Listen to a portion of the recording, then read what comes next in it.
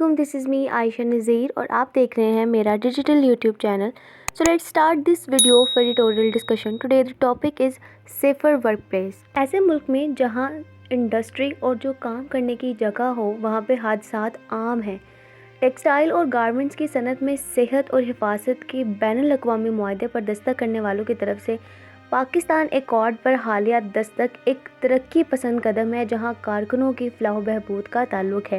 یعنی جو وہاں کام کرنے والے لوگ ہیں ان کے لیے تحفظ کی ایک بڑی خبر ہے، ایک بڑی خوشخبری ہے.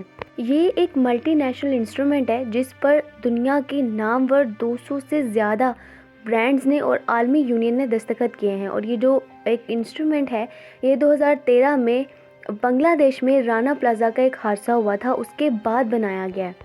بنگلہ دیش میں اس عمارت کے گرنے کے نتیجے میں 1000 سے زائد افراد جو ہیں وہ ہلاک ہو گئے تھے.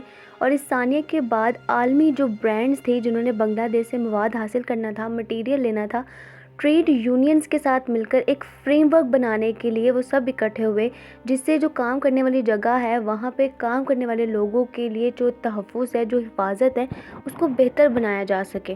معاہدہ کام کی جگہ کے حالات کو بہتر بنانے میں کامیاب ہوا اور بنگلہ دیش میں اس کی پازیٹیو ریزلٹس دیکھنے کے بعد اب یہ جو فریم ورک ہے یہ پاکستان کے پاس بھی آ گیا ہے.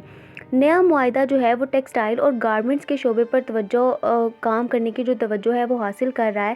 اس کی کوشش ہے کہ وہ ان دو فیلڈز میں زیادہ کام کرے اور جو بنیادی طور پر سندھ اور پنجاب میں کم سے کم 500 سے زیادہ جو فیکٹریز ہیں ان کو کور کرے. اس کے علاوہ جو اس کے اگر مزید ہم اہداف کی بات کریں، جو اس کے مزید ٹارگٹس ہیں ان کی بات کریں، تو جو یہ پروجیکٹ ہے اس کا جو اصل مقصد ہے وہ کام کی جگہ پر حفاظت کا جو کلچر ہے نا اس کو فروغ دینا ہے. اور اس کے ساتھ ساتھ آگ لگنے والے جو واقعات ہیں، بجلی کا یا پھر بوائلر کے پھٹنے کے جو خطرات ہوتے ہیں ان کی نشاندہی کرے. اور اس کے ساتھ ساتھ جو وہاں پہ کام کرنے والے لوگ ہیں، جو کارکن ہیں، ان کے اندر بھی بیداری کی جائے.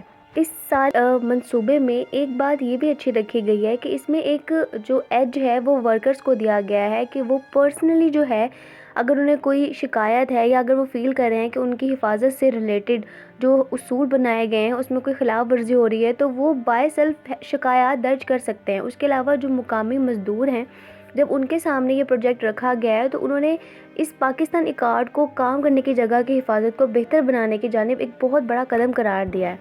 جیسا کہ شروع میں کہا گیا ہے کہ پاکستان کا اپنا ریکارڈ کام کرنے کی جگہ کے حفاظت کے متعلق بہت زیادہ اچھا نہیں ہے. 2012 میں کراچی کے بلدیہ ٹاؤن میں علی انٹرپرائزز گارمنٹ فیکٹری میں آگ لگی تھی اور اس کے نتیجے میں 250 سے زائد جو افراد تھے وہ جھلس کر ہلاک ہو گئے تھے. اور اس حادثے کو ملک کی بدترین صنعتی آفات میں سے ایک آفت سمجھا جاتا ہے.